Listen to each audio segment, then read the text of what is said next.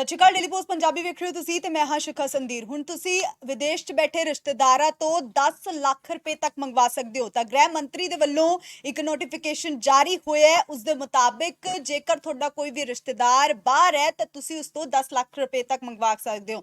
ਹਾਲਾਂਕਿ ਪਹਿਲਾਂ ਜੋ ਪ੍ਰਤੀਕ੍ਰਮਾ ਚੱਲ ਰਹੀਆਂ ਸੀ ਉਸ ਦੇ ਮੁਤਾਬਿਕ 1 ਸਾਲ ਦੇ ਵਿੱਚ ਤੁਸੀਂ ਸਿਰਫ 1 ਲੱਖ ਰੁਪਏ ਤੱਕ ਮੰਗਵਾ ਸਕਦੇ ਸੀ, ਪਰ ਹੁਣ ਜੋ ਨਵਾਂ ਨੋਟੀਫਿਕੇਸ਼ਨ ਜਾਰੀ ਹੋਇਆ ਉਸ ਦੇ ਮੁਤਾਬਿਕ ਤੁਸੀਂ 10 ਲੱਖ ਰੁਪਏ ਤੱਕ ਮੰਗਵਾ ਸਕਦੇ ਹੋ। ਤਾਂ ਕਿਸ ਤਰੀਕੇ ਦੇ ਨਾਲ ਇਹ ਪੂਰੀ ਘਰ ਬੈਠੇ ਤੁਸੀਂ ਵਿਦੇਸ਼ ਦੇ ਵਿੱਚ ਜੋ ਰਿਸ਼ਤੇਦਾਰ ਨੇ ਉਹਨਾਂ ਤੋਂ ਪੈਸੇ ਮੰਗਵਾ ਸਕਦੇ ਹੋ, ਉਹਦੇ ਪੂਰੀ ਤਰੀਕੇ ਨਾਲ ਤੁਹਾਨੂੰ ਦੱਸਾਂਗੇ, ਜਾਣਕਾਰੀ ਵੀ ਤੁਹਾਡੇ ਨਾਲ ਸਾਂਝੀ ਕਰਾਂਗੇ।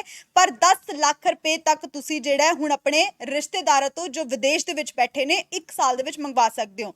ਤਾਂ ਗ੍ਰਹਿ ਮੰਤਰੀ ਦੇ ਦੁਆਰਾ ਇਹ ਨੋਟੀਫਿਕੇਸ਼ਨ ਜਾਰੀ ਕੀਤੀ ਗਈ ਹੈ ਤੇ ਪਹਿਲਾਂ ਤੁਸੀਂ 1 ਸਾਲ ਦੇ ਵਿੱਚ ਸਿਰਫ 1 ਲੱਖ ਰੁਪਏ ਹੀ ਮੰਗਵਾ ਸਕਦੇ ਸੀ। ਤਾਂ ਜੋ ਨੋਟੀਫਿਕੇਸ਼ਨ ਜਾਰੀ ਕੀਤੀ ਗਈ ਹੈ ਉਸ ਦੇ ਵਿੱਚ ਐਕਟ 6, 9 ਤੇ 13 ਦੇ ਵਿੱਚ ਬਦਲਾਵ ਕੀਤੇ ਗਏ ਨੇ। ਤਾਂ ਰਿਸ਼ਤੇਦਾਰਾਂ ਤੋਂ ਵਿਦੇਸ਼ ਤੋਂ ਫੰਡ ਹਾਸਲ ਕਰਨ ਦੀ ਜਾਣਕਾਰੀ ਦੇ ਨਾਲ ਸੰਬੰਧਿਤ ਐਕਟ ਦੇ ਵਿੱਚ ਹੁਣ ਕੁਝ ਬਦਲਾਵ ਕੀਤੇ ਗਏ ਨੇ। ਤਾਂ ਗ੍ਰਹਿ ਮੰਤਰੀ ਦੇ ਵੱਲੋਂ ਇਹ ਨੋਟੀਫਿਕੇਸ਼ਨ ਜਾਰੀ ਕੀਤਾ ਗਿਆ। ਜੇਕਰ ਤੁਸੀਂ ਭਾਰਤ ਦੇ ਵਸਨੀਕ ਹੋ, ਜੇਕਰ ਤੁਹਾਡਾ ਕੋਈ ਵੀ ਰਿਸ਼ਤੇਦਾਰ ਬਾਹਰ ਹੈ, ਪਹਿਲਾਂ ਤੁਸੀਂ 1 ਸਾਲ ਦੇ ਵਿੱਚ ਸਿਰਫ 1 ਲੱਖ ਰੁਪਏ ਮੰਗਵਾਉਂਦੇ ਸੀ, ਤਾਂ ਹੁਣ ਤੁਸੀਂ 10 ਲੱਖ ਰੁਪਏ ਤੱਕ ਮੰਗਵਾ ਸਕਦੇ ਹੋ। ਤਾਂ ਨਿਯਮਾਂ ਦੇ ਵਿੱਚ ਪਹਿਲਾਂ ਕਿਹਾ ਗਿਆ ਸੀ ਵੀ ਕੋਈ ਵੀ ਵਿਅਕਤੀ ਆਪਣੇ ਵਿਦੇਸ਼ ਰਿਸ਼ਤੇਦਾਰਾਂ ਤੋਂ 1 ਸਾਲ ਦੇ ਵਿੱਚ 1 ਲੱਖ ਰੁਪਏ ਤੋਂ ਜ਼ਿਆਦਾ ਦੀ ਰਕਮ ਨਹੀਂ ਮੰਗਵਾ ਸਕਦਾ ਤੇ ਉਸ ਨੂੰ 30 ਦਿਨਾਂ ਦੇ ਅੰਦਰ ਇਸ ਦੀ ਜਾਣਕਾਰੀ ਦੇਣੀ ਪਵੇਗੀ। ਤਾਂ ਇਸੇ ਤਰ੍ਹਾਂ ਨਿਯਮ 9 ਦੇ ਵਿੱਚ ਬਦਲਾਵ ਕੀਤਾ ਗਿਆ। ਤਾਂ ਦੱਸ ਦਈਏ ਕਿ ਇਸ ਬਦਲਾਵ ਦੇ ਤਹਿਤ 1 ਸਾਲ ਦੇ ਵਿੱਚ 30 ਲੱਖ ਰੁਪਏ ਤੱਕ ਤੁਸੀਂ ਮੰਗਵਾ ਸਕਦੇ ਹੋ। ਤਾਂ ਸੋਧ ਕੀਤੇ ਗਏ ਨਿਯਮ ਦੇ ਵਿੱਚ ਕਿਹਾ ਗਿਆ ਕਿ ਵਿਅਕਤੀ ਅਤੇ ਕੋਈ ਵੀ ਜਥੇਬੰਦੀ ਜਾਂ ਫਿਰ ਬੈਂਕ ਖਾਤੇ ਦੇ ਵਿੱਚ ਗ੍ਰਹਿ ਮੰਤਰੀ ਨੂੰ 45 ਦਿਨਾਂ ਪਹਿਲਾਂ ਜਾਣਕਾਰੀ ਦੇਣੀ ਪਵੇਗੀ। ਪਹਿਲਾਂ ਇਹ ਸਮਾਂ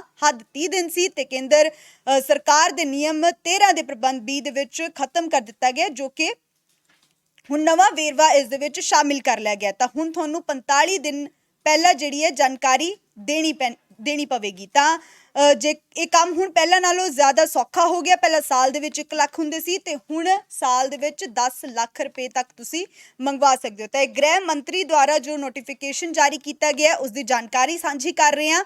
ਤਾਂ ਵਿਦੇਸ਼ ਦੇ ਵਿੱਚ ਜੋ ਵੀ ਤੁਹਾਡੇ ਰਿਸ਼ਤੇਦਾਰ ਬੈਠੇ ਆ, ਤਾਂ ਪਹਿਲਾਂ ਲੋਕਾਂ ਨੂੰ ਜ਼ਰੂਰ ਦਿੱਕਤ ਆਉਂਦੀ ਸੀ ਇਸ ਦੇ ਵਿੱਚ, ਕਿਉਂਕਿ ਘੱਟ ਪੈਸੇ ਜਿਹੜੇ ਆ ਤੁਸੀਂ ਪਹਿਲਾਂ ਮੰਗਵਾ ਸਕਦੇ ਸੀ ਤੇ ਹੁਣ ਜੋ ਨਵਾਂ ਨੋਟੀਫਿਕੇਸ਼ਨ ਹੈ ਉਸ ਦੇ ਤਹਿਤ ਤੁਸੀਂ ਵਾਧੂ ਪੈਸੇ ਜਿਹੜੇ ਆ ਮੰਗਵਾ ਸਕਦੇ ਹੋ। ਹਾਲਾਂਕਿ 10 ਲੱਖ ਰੁਪਏ ਜੋ ਹੈ ਨਿਰਧਾਰਿਤ ਕੀਤਾ ਗਿਆ, ਜੋ 1 ਸਾਲ ਦੇ ਵਿੱਚ ਸੀਮਾ ਨਿਰਧਾਰਿਤ ਕੀਤੀ ਗਈ ਹੈ ਉਸ ਦੇ ਮੁਤਾਬਿਕ ਤੁਸੀਂ 1 ਸਾਲ ਦੇ ਵਿੱਚ ਜੋ ਇਹ ਰਕਮ ਹੈ ਉਹ ਮੰਗਵਾ ਸਕਦੇ ਹੋ। ਤੇ ਘਰੇ ਬੈਠੇ ਵਿਦੇਸ਼ ਦੇ ਵਿੱਚ ਜੋ ਕੋਈ ਵੀ ਤੁਹਾਡਾ ਰਿਸ਼ਤੇਦਾਰ ਹੈ ਜਿਸ ਤੋਂ ਪਹਿਲਾਂ ਕਦੇ ਜੇਕਰ ਤੁਸੀਂ ਪੈਸੇ ਮੰਗਵਾਉਂਦੇ ਸੀ, ਤਾਂ ਹੁਣ ਇਹ ਜੋ ਗ੍ਰਹਿ ਮੰਤਰੀ ਦਾ ਨੋਟੀਫਿਕੇਸ਼ਨ ਹੈ ਉਸ ਦੇ ਵਿੱਚ ਲਿਖਿਆ ਗਿਆ ਕਿ 10 ਲੱਖ ਰੁਪਏ ਤੋਂ ਵੱਧ ਹੋਵੇ ਤਾਂ ਤੁਸੀਂ 30 ਦਿਨ ਦੀ ਬਜਾਏ ਹੁਣ ਸਰਕਾਰ ਨੂੰ ਜਿਹੜੀ ਹੈ ਸੂਚਨਾ ਦੇਣ ਦੇ ਲਈ ਤੁਹਾਨੂੰ 90 ਦਿਨ ਜਿਹੜਾ ਮਿਲਣਗੇ। ਤੇ ਇਸ ਦੇ ਵਿੱਚ ਤੁਹਾਨੂੰ ਪਹਿਲਾਂ ਕਿਹਾ ਗਿਆ ਸੀ ਵੀ ਕੋਈ ਵੀ ਵਿਅਕਤੀ ਆਪਣੀ ਵਿਦੇਸ਼ ਰਿਸ਼ਤੇਦਾਰ ਤੋਂ 1 ਸਾਲ ਦੇ ਵਿੱਚ ਸਿਰਫ ਔਰ ਸਿਰਫ 1 ਲੱਖ ਰੁਪਏ ਤੋਂ ਜ਼ਿਆਦਾ ਦੀ ਰਕਮ ਨਹੀਂ ਮੰਗਵਾ ਸਕਦਾ ਸੀ। ਤਾਂ ਹੁਣ ਉਸ ਦੇ ਵਿੱਚ 30 ਦਿਨ ਦੇ ਅੰਦਰ ਇਸ ਦੀ ਜਾਣਕਾਰੀ ਤੁਹਾਨੂੰ ਦੇਣੀ ਪਵੇਗੀ।